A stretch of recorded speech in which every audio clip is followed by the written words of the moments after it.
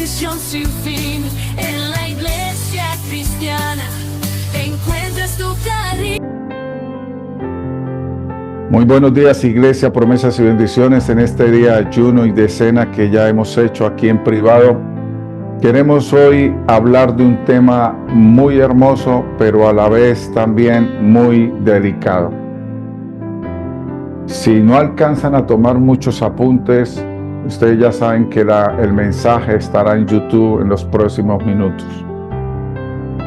El Señor puso en mi corazón de saber cómo los cimientos de las relaciones familiares están decaídos en los cimientos de sus propias relaciones, papás con hijos, hijos con papás, hermanos y el resto de familia, primos, tíos, abuelos, todo lo que compone un núcleo familiar.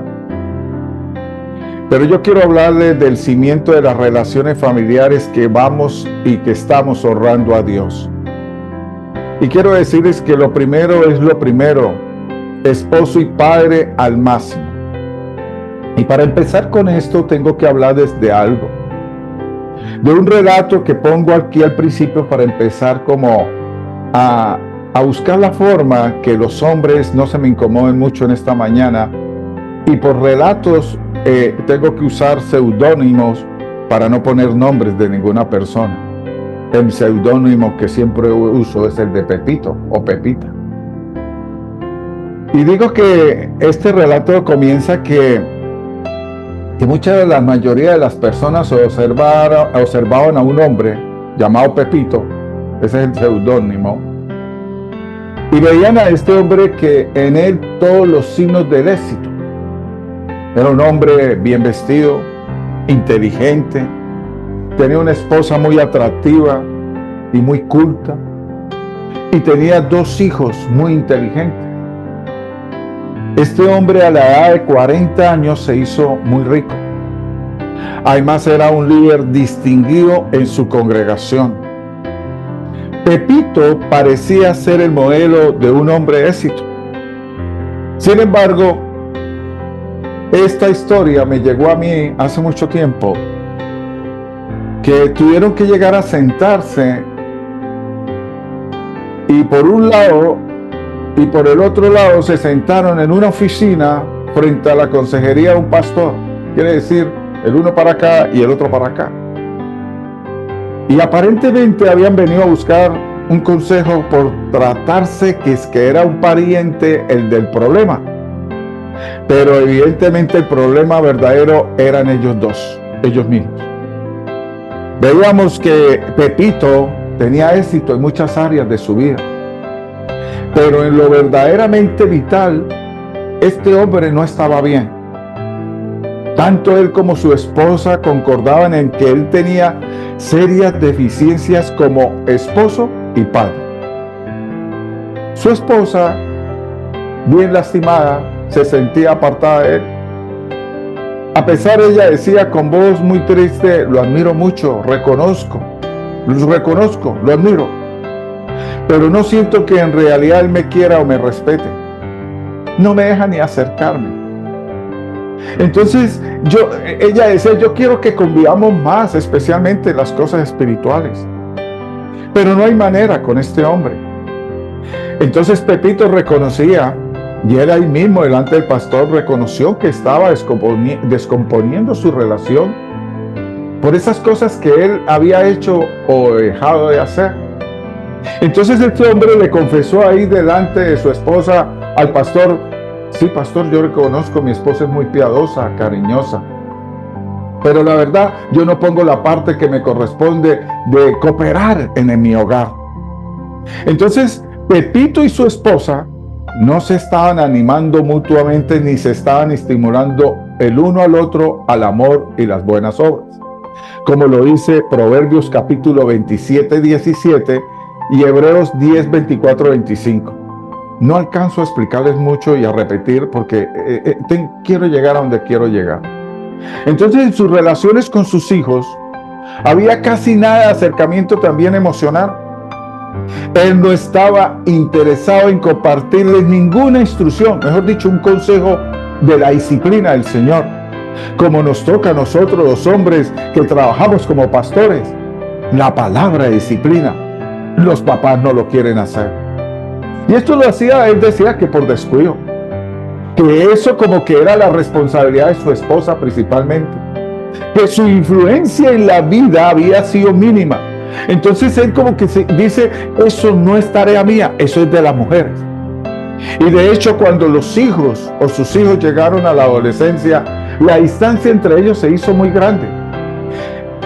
Esto me hace pensar a mí que Pepito representa cientos de hombres que conocemos y miles que no hemos conocido.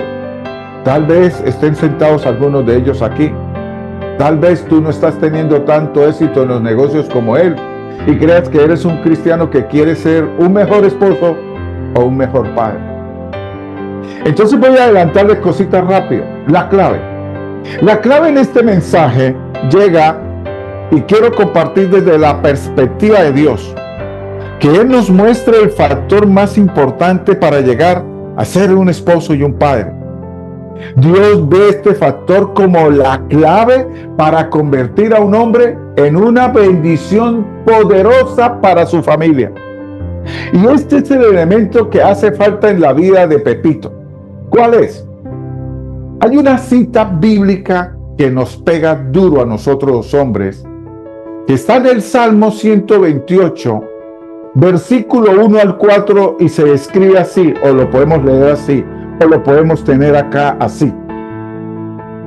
Bienaventurado todo aquel que teme a Jehová, que anda en sus caminos. Cuando comieres el trabajo de tus manos, bienaventurado serás y te irá bien. Tu mujer será como vid que lleva fruto a los lados de tu casa. Tus hijos como plantas de olivo alrededor de tu mesa. He aquí que así serás bendecido, o será bendecido el hombre que teme a Jehová. Aquí tenemos un cuadro tremendo de los varios aspectos de la familia ideal de Dios. ¿Cómo son? ¿Cómo funcionan? ¿Cómo se relacionan el uno con el otro? ¿Y qué es lo que los esfuerza y motiva para lograrlo? Ok, bienvenidos. Bendito Dios, sabía que usted tenía que estar hoy acá. En este mensaje vamos a considerar lo que el Salmo nos está enseñando para los esposos y padres. Y también vamos a enfocar nuestra atención más adelante en las descripciones también para la esposa y madre y los hijos. Entonces, para comenzar, debo hablarles de los beneficios de temer a Dios, no a los hombres. Los hombres pueden matar este cuerpo y listo, no pasa nada. Pero llegar adelante de Dios con el espíritu y con el alma y sin temer a Dios es un problema. Entonces voy a bregar a ver cómo hago para que ustedes, si no me toca invitarlos a YouTube, porque esto necesito es tiempo y no me alcanza. En este salmo nos indica algo muy importante para ser ese tipo de esposo y padre que Dios quiere que tú y yo seamos. Debemos de ser primero un hombre que teme a Dios, como dice desde el versículo 1 al 4. Un temor que tiene apropiado ese hombre, esa clase de hombre, esa clase de esposo, esa clase de padre, es un temor apropiado de Dios que te va a convertir en una bendición extraordinaria para tu esposa y tus hijos. Entonces serás apreciado por tu familia. Llegarás a ser un esposo y padre efectivo, porque el temor de Dios va a hacer que la tierra donde crezca tu influencia positiva y la razón básica que hará que tu familia se levante y te bendiga. Oh, Dios mío. Te animo que medites en lo que la Biblia dice que te va a ocurrir o que le ocurre a un hombre que teme a Dios. Definitivamente, si tienes manos rápidas, lo puedes hacer. Coja las citas bíblicas, pero vayas a YouTube, te lo recomiendo. Dios le dice que los que temen a Dios, esta clase de esposos y padres, primero, reciben instrucción divina en cuanto a las elecciones que deben hacer, Salmo 25:12. Segundo, son prósperos en todo, Salmo 25:13, Salmo 112:3. Tercero, experimentamos la bondad de Dios. Salmo 31, 19. Somos objeto especial de la protección de Dios. Salmo 31, 20. Tenemos hijos a quienes Dios muestra gran compasión. Salmo 103, 11 al 18. Tenemos descendientes que van a ser grandes en la tierra, las próximas generaciones. Salmo 112, 2. Somos motivados a ser cada día más amables, más generosos. Salmo 112, versículo 4, 5. Vamos a demostrar más confianza y valentía. Salmo 112, versículo 6, 8. Proverbios 14, 26. Gracias, Espíritu Santo, por llegar aquí. Vamos a experimentar el contentamiento. Vamos a estar experimentando todos los días estar contentos. Salmo 112, versículos 5 al 6. Proverbios 19, 23. Vamos a ser hombres de oración y nuestras oraciones serán oídas en el cielo. Salmo 145, 19. Somos bendecidos con sabiduría, no inteligencia, sabiduría. Proverbios 1, 7, Proverbios 9, 10. Aceptamos la enseñanza y somos apacibles para aceptarla. Proverbios 8, 13, Proverbios 14, 26, Proverbios 15, 33, Hechos 9, 31.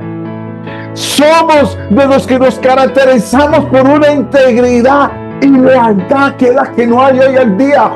Capítulo 2, versículo 3. Somos considerados y amables por nuestras esposas. Las consideramos. Somos amables. Salmo 112, 4, 5. Somos notables por nuestras conversaciones constructivas. Malaquías 3, 16. Somos pacientes, somos hombres de esperanza y genuinos. Salmo 147, 11. Perseveramos en hacer lo bueno. Salmo 112, 3. Salmo 5, 2. Y perdón. Es 2 de Corintios 7, 1 y Salmo 112 del 3 al 5. Son hombres que trabajan duro, pero no tanto como para no dedicar un tiempo a la diversión de la familia. Salmo 128, 3. Somos hombres que aceptamos la responsabilidad de una propia familia, pero sin exceso. Es que a veces se vuelven locos que tengo que hacer todo por la familia. No, sin excesos. Salmo 128, 3, ahí te da la clave.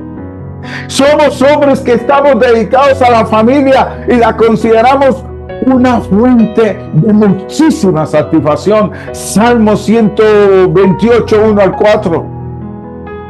Somos hombres que nos deleitamos en adorar a Dios. Somos de los que más alabamos a Dios en la iglesia. Le mostramos a los hijos cómo se alaba, cómo se entrega un corazón, cómo es un corazón arrepentido. Apocalipsis capítulo 14, versículo 7.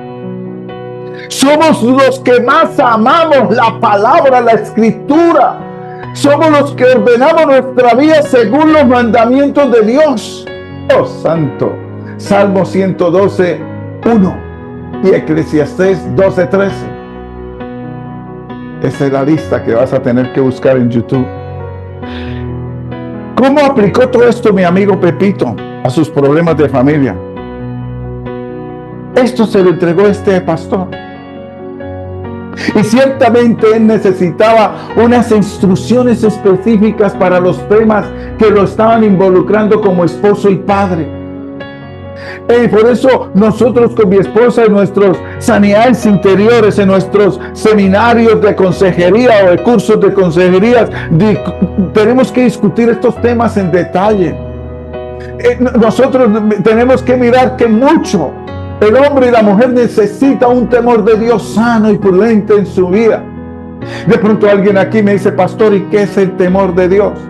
¿Qué quiere decir ser un hombre que teme a Dios? Hay muchas respuestas confusas en este tema. Y a esta pregunta siempre está como un impedimento para construir una familia como Dios quiere. Algunos hombres tienen un temor a Dios que es pesado y hasta opresivo. Se sienten como que todo los ataca, como que todo los ofende. Piensan en Dios cuando piensan en Dios les provoca ansiedad, miedo y hasta pavor también. Su temor a Dios es tan débil, es mínimo. Es como poner a cargar un celular con una corriente débil. No carga nada. Y a la vez es una maldición en vez de una bendición esa clase de hombre. Creen que Dios es para agarrarlos y ponerlos malhumorados y vengativos y irritantes.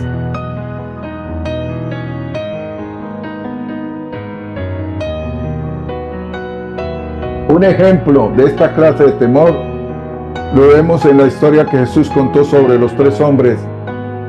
¿Se acuerdan? Que recibieron los talentos. 2 de los hombres invirtieron sus talentos y produjeron ganancias. Pero el tercero no puso a trabajar su talento. Cuando los llamaron a dar cuentas, este último, ¿qué explicó y cómo explicó su inactividad? Diciendo: Señor, te conocía que eres hombre duro, que ciegas donde no sembraste y recoges donde no esparciste, por lo cual tuve miedo y me fui y escondí tu talento. Mateo 25, 24 al 25. El miedo de este hombre lo hizo inútil para actuar. No es que yo tengo mucho pecado, yo no puedo actuar. El miedo tuyo no ha podido hacer nada en la vida por eso. El concepto que tienes de tu maestro, de cualquier hombre que te ha evangelizado, que se ha parado al frente tuyo, es que es un déspota vengativo que se deleita en avergonzar a la gente y que da rienda suelta a la venganza. Por eso esa clase de hombres tienen actitudes derrotistas, reflejan la visión de mucha gente hoy en día. Viven con miedo de otras personas, viven hasta con miedo de la esposa y las circunstancias de lo que les pueda pasar. Consideran a Dios de la misma manera que este hombre de la historia veía a su maestro. El temor de Mateo 25, 25 no es el temor de Dios descrito en el Salmo 128. El primero te va a empobrecer y a tu familia. Y el segundo va a enriquecer tu vida. El miedo de Mateo 25, 25 causa que seas un hombre inseguro, descontento, no perdonas, odioso, autoritario, esclavo de tus pensamientos.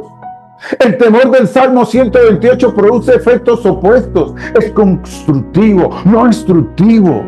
Te lleva hacia Dios. No te manda lejos de Él. Te envía a estimular la acción responsable de no engendrar pereza, de motivarte a que busques a los demás, no a esconderte, de ayudarte a servir a otros y no a disminuir tu egoísmo y a demoler a otros con tus temores que te han impedido vivir con confianza, gozo y fruto. Ay, es que yo no estoy ahí porque ya cállese y obedezca. Las Escrituras nos dicen eso. Nos aseveran que estamos en unión con Cristo. No tenemos por qué estar cautivando un miedo que nos involucra al pavor de Dios. Si no, esa clase de esposo, de padre, de hombre, si no ha experimentado el perdón de Dios por la redención de Cristo, bueno, ok, sí, tienes toda la razón para tener miedo de Dios porque nunca has hecho las paces con Él y tampoco las paces con los hombres. Pero si has confiado en Cristo para la salvación y el perdón de tus pecados, lo confiesas como Señor. La Biblia dice que no tienes causa de estar bajo ese tipo de miedo. Dios te ha dado el espíritu de ¿qué? De ser hijo. El derecho de llamarle ¿qué? Papá mío, Abba Padre, mi Padre. Romanos 8:15. Y como hijo del Padre Celestial, amoroso y compasivo, te da lo de Romanos 8:17. Eres un heredero para la gloria. Estás justificado. Estás reconciliado con Dios y salvo de la ira de Dios por medio de Jesús. Romanos capítulo 5, versículos 9 y 10. Tu relación con Jesús no tiene que estar perturbando al pensar en Dios. ¿Y quién me está haciendo? Sino que yo estoy con hombres de Dios que saben qué es lo que están haciendo.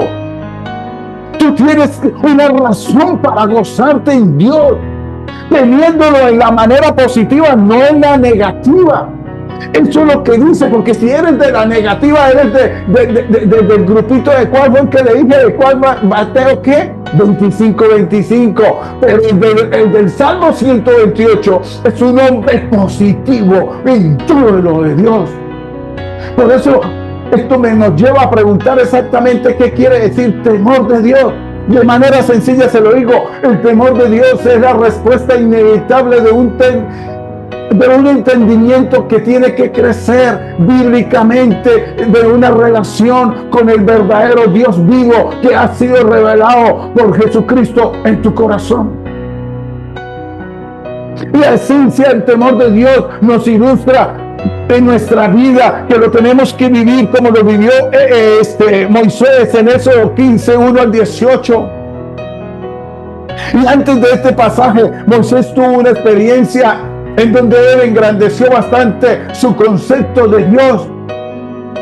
El Señor lo había rescatado milagrosamente con poder de su pueblo de la exclusión segura a mano de los egipcios. Dios había partido las aguas del mar y permitió a los israelitas que pasaran y no lo pudieron volver a coger. ¿Cuántas veces usted ha podido ver milagros y te ha salvado de las garras de ese faraón, de esa persona que te ha querido llevar en las drogas, que te ha llevado a que hagas robes, a que hagas mentiras, a que golpees a tu esposa, a que golpees a tus hijos, a que golpees al que tengas que golpear, porque tú eres un hombre que tiene talentos, pero los tienes con Dios?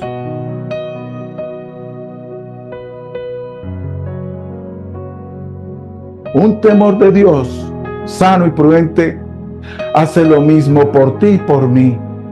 Un sentido más amplio, se lo voy a decir 7 veces. La primera, un sentido amplio de todo esto es caminar en la presencia de Dios, varones. Segundo, en la majestad incomparable de Dios. Tercero, en la misericordia abundante y gracia de Dios. Cuarto, en la lealtad con Dios y los hombres. 5, con la dependencia en Dios y la responsabilidad hacia Él y en el ministerio, en el lugar que te tenga. 6, en la relación con Dios y la prioridad de esa relación. Pero cuando usted tiene otras prioridades, usted pone a Dios como fuera tu ayudante, tu asistente. No, esto no es así. Y séptima, saber la perfección suprema de Dios que cambia la dirección de tu vida en todo aspecto y que te lleva a una entrega amorosa y sin reservas para con Él, y te impulsará a estructurar tu vida, a ordenar tus asuntos y relaciones y hacer decisiones según la voluntad de Dios, no según tu voluntad. Vas a ser un hombre que camina con Dios en comunión íntima. Tu vida no gira alrededor de quién, del yo, no, de Él. Para que puedas decir como lo dijo Pablo, que lo dijo con boca llena: para mí el vivir es Cristo. Así lo digo yo y así lo debemos decir todos. Cuando un hombre dice para mí el vivir es Cristo, es porque este hombre es un hombre estimulado y fortalecido para relacionarse con su esposa y su familia a la manera de Dios. No llega a ser el hombre bendito feliz del Salmo 128, porque si no se convierte en bendición para su esposa y sus hijos, será el del Mateo 25. Muchos talentos, pero no hace feliz a nadie. Y construirá una familia como Dios quiere, no quedará como el sueño imposible. Y hubiéramos podido hacer esto con ella, y hubiéramos podido hacer que el hubiera no existe. Es una realidad de hacerlo. Entonces, mi amada iglesia, la pregunta natural que muchos se preguntarán cuando oigan este mensaje: ¿cómo puedo yo conseguir y mantener este santo temor de Dios en mi vida? Lo tienes, lo tendrás. Todo esto es posible solo si has nacido en Jesucristo. Solo vas a tener cómo temer a Dios en la manera sofocante y destructiva descriptiva previamente de un pasado que tienes que soltarlo. No requieres una obra especial de Dios en tu vida para estar aterrorizado de Dios. Pero temer a Dios en la manera apropiada es otro asunto. Esto requiere una obra de gracia de Dios en tu vida. El Espíritu Santo te tiene que impulsar a nacer de nuevo espiritualmente, ser redimido del pecado por la obra de Jesucristo. Muchos llegan y dicen: yo me divorcio, yo acabo con esa familia, vuelven y montan otra familia, y vuelven y la destruyen, y vuelven y montan otra familia, y vuelven y la destruyen, y nunca se restauraron, hicieron su voluntad y su yo. Solamente quieren cambiar el paquete de la carne nueva. Sin salir de este asunto, Pedro nos reta a vivir nuestra vida en temor reverente. Cuando conocemos que hemos sido redimidos por la sangre de Cristo, 1 de Pedro 1, 17 y 19, parece que Pedro nos está diciendo que nuestra redención en Cristo proporciona una doble razón para que mantengamos temor de Dios. ¿Y qué necesitamos? Primero,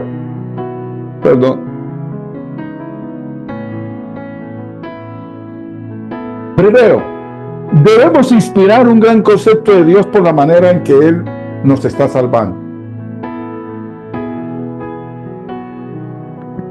Segundo,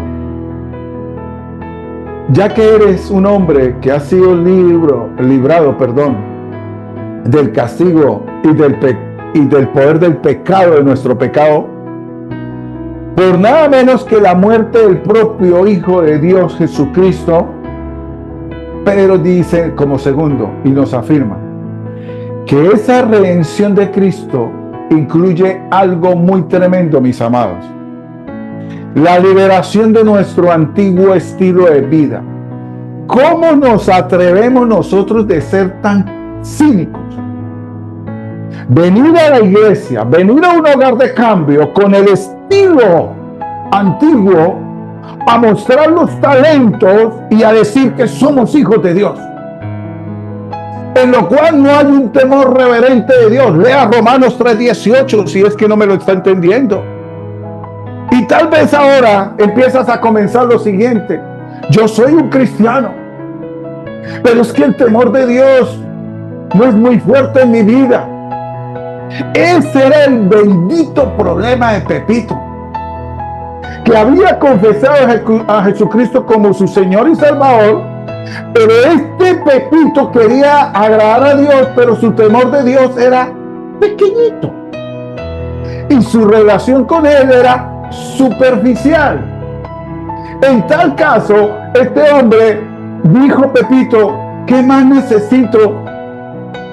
Que yo necesito desarrollar mi vida en una conciencia más amplia del Dios vivo y verdadero. Entonces la palabra de Dios, que nos llega por medio de muchas citas bíblicas, me dio una de Jeremías que me dio una pista importante en este asunto. Jeremías capítulo 32, versículo 38 al 40 dice: y me serás por pueblo, y yo seré a ellos por Dios. Y te daré un corazón y un camino, para que me temas perpetuamente, no por unos días, no por unos años, perpetuamente, para que tengas bien en ellos, en los demás, y sus hijos después de ellos, en sus generaciones. Y haré con ellos pacto eterno, que no volveré atrás de hacerles bien, y pondré mi temor en el corazón de ellos, para que no se aparten de mí. Jeremías 32, 38 al 40. Si tienes y estás tomando nota cuidadosamente, lo que este pasaje nos está diciendo a los que tememos de Dios es que la gente, los hombres de Dios, los que pertenecen a Él, le temen a Dios con todo, con mente, con corazón, con labios, con todo, con palabras. Los que tenemos ese temor es porque Dios nos está inspirando a hacerlo y no como una inclinación natural. Él nos está diciendo: ven y únete de corazón y de nación conmigo. Pablo lo reconoció todo esto y lo escribió y dijo en 2 de Corintios 4:6. ¿Qué dijo? ¿Qué dijo? Tremendo.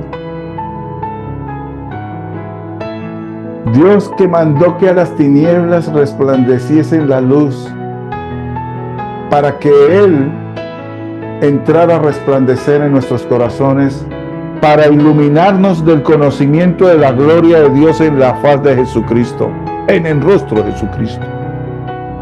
Pablo no dijo nunca que nunca comprenderíamos la majestad y la gloria de Dios a menos que Dios encienda la luz en la oscuridad.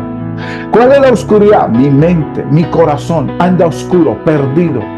Él tiene que entrar con su Hijo a encender el Espíritu de Dios en luz dentro del corazón. Él tiene que proveer la iluminación de nuestro hombre interior si queremos entender su esplendor. Pero venimos como el de Mateo 25, con talentos. Dos lo hicieron bien. ¿Por qué lo hicieron bien los dos? Porque fueron y lo multiplicaron de acuerdo a la palabra. Este no, dijo, no, este es muy duro. Yo con usted no, es que este es muy duro. Entonces termino mi mensaje. El factor de oración en esa clase de hombre es porque no tiene convicción. Su oración es tibia o fría. Y frecuente le pide a Dios que se le revele. Entonces Dios te tiene para usted, clase de hombre que eres así. En Efesios capítulo 1, versículo 17 te dice: pida al Dios de nuestro Señor Jesucristo, al glorioso Padre, que te conceda el don espiritual de la sabiduría y que se manifieste a ustedes para que puedan conocerlo verdaderamente, personalmente.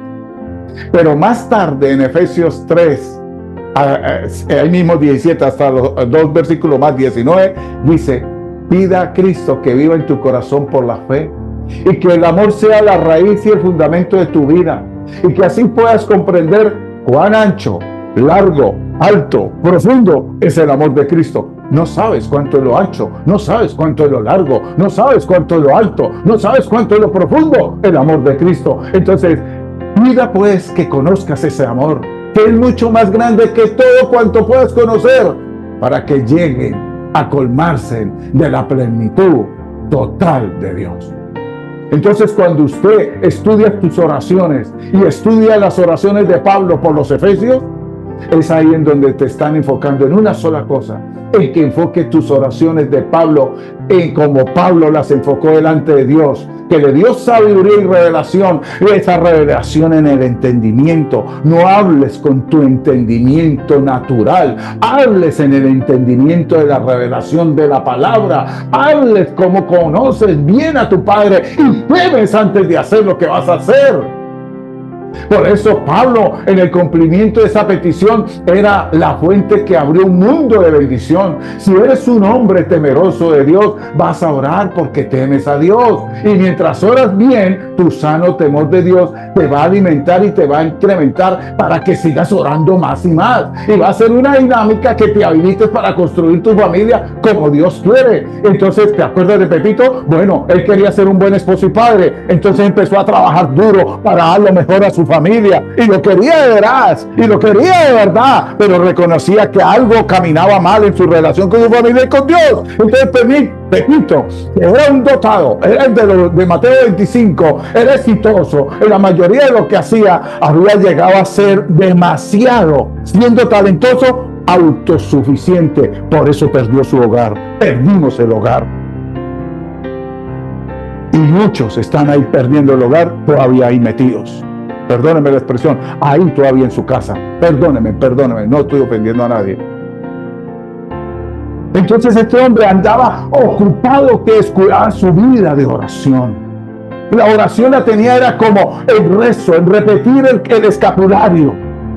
No era un hombre que tenía unas señas de evidencia de que tenía una relación constante con Dios, sino distante con Dios. Por eso no tenía un impacto pleno con su familia, sino limitado. No podía desarrollar una conciencia de Dios sana y probablemente construir una familia como Dios quiere. Porque sin una vida de oración significativa, es imposible que tú puedas ganar las batallas. Sin embargo, la importancia que la oración tenga esta conexión es solo una pieza de rompecabezas. Salmo 46 termina el mensaje de hoy. Está quietos y reconoce. Fomentes una conciencia que pueda ser controlada por Cristo y el Espíritu Santo, y que sea penetrante tu conciencia. Debes estar quieto y reconocer que Él es el Dios que va a solucionar. Y esto quiere decir que tomes tiempo de tu marcha frenética de la vida para que reflexiones en quién y qué es Dios. El Salmo 46 te describe a un hombre esperanzado, seguro y valiente en medio de circunstancias inusualmente difíciles. No es su temperamento natural. No ha llegado a ser este tipo de hombre porque ha tomado el tiempo de estar quieto y reconocer que Él es el Dios que lo controla. Por eso dice en 2 Corintios 4:6, te insto a que tu prioridad regular sea el estar quieto y meditar en Dios como está revelado en Jesucristo. Por eso dice que la misma palabra declara que la gloria de Dios está tan manifiesta en la faz de Jesucristo. Cristo es el resplandor de su gloria y la imagen misma de su sustancia. Hebreos 1:3. Varones, tómete tiempo. Toma un tiempo constante para reflexionar en la persona y en la obra de Jesucristo. ¿Quién es y qué hizo? ¿Qué está haciendo y qué hará? Busquemos conocerlo personalmente. Habla con Él de lo que tengas en mente. No pongas siempre la basura de Satanás en tu mente como prioridad. Mira qué está hablándose en tu mente. Observa las escenas de Jesús que nos mostró en el Nuevo Testamento y trata de hacer una visión de lo que está pasando en tu vida. Consideres cómo vivía y te estaba relacionando con la gente. Igualmente, lo que has hecho y lo que has hablado. Imagina lo que estás pensando, sintiendo. Tome apuntes de cómo toda la gente te está mirando y tú piensas que nadie te está mirando, todo te está mirando. Eso es un problema. Observa la majestad en la cual caminamos, hombres.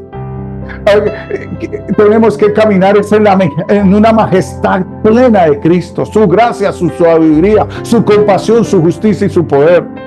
Y mira con frecuencia y vaya a la cruz donde murió Jesús por tus pecados, por mis pecados. Vaya a la cruz y míralo. Considera ese sepulcro vacío donde resucitó y los ángeles lo declararon ser el Hijo de Dios. Imagínate estar allá participando en el Monte de Olivos donde ascendió a la presencia de Dios el Padre. Contemple en ese momento usted, en esa mente, en vez de estar pensando en la basura de Satanás, contemple el lugar del trono de Dios donde está sentado, poseyendo toda la autoridad sobre los cielos y la tierra. Desde allí está intercediendo por ti y por mí, gobernando todo por el bienestar de la iglesia, promesas y bendiciones. Considera lo que quiere decir todo esto para tu relación con tus compañeros, con tus amigos, con tus pastores, con tus amigos, con ministros, con mentores, servidores, líderes, con la gente, con toda la gente, con la historia y contigo mismo.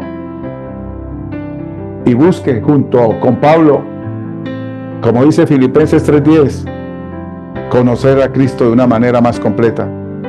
Que tu conocimiento de Cristo sea de primera mano y no de segunda. Y que te animes y seas un hombre que animes a algunas personas que quieren aumentar su relación personal con Jesús, a que tengas un momento de compañerismo con Jesús cada hora, porque cada vez que tengas un compañerismo con Jesús cada hora, así lo entregarás a los demás. Y un hombre que arregla la alarma de su reloj para que le suene cada hora, esto le recordará que ya es el tiempo de hablar con Cristo y con el Espíritu Santo, para que reflexiones en la palabra que has leído y la que le has leído a otros. Y en este receso, tu rutina, tiene que haber una pausa que te refresque y que te ayudará a desarrollar una vida más piadosa y más centrada en Cristo. Mis amados, mañana, como siempre, hablaremos de muchas otras cosas, pero quiero que me regalen 5 minutos, no les voy a quitar mucho. ¿Quieres escribirle? ¿Quieres saber cuál es la carta de Dios para tu vida hoy? Es la Biblia. La Biblia es una revelación de quién y quién es tu papá. Mi relación con mi papá. que está alimentándonos cuando meditamos fielmente su palabra. Las escrituras, la palabra de Él da testimonio de mí, dijo Jesús en Juan 5:39. David relató que el testimonio de Jehová es fiel, que hace sabio al sencillo. El precepto de Jehová es puro, que alumbra los ojos. El temor de Jehová es limpio, que permanece para siempre. Salmo 19, versículos 7 y 9.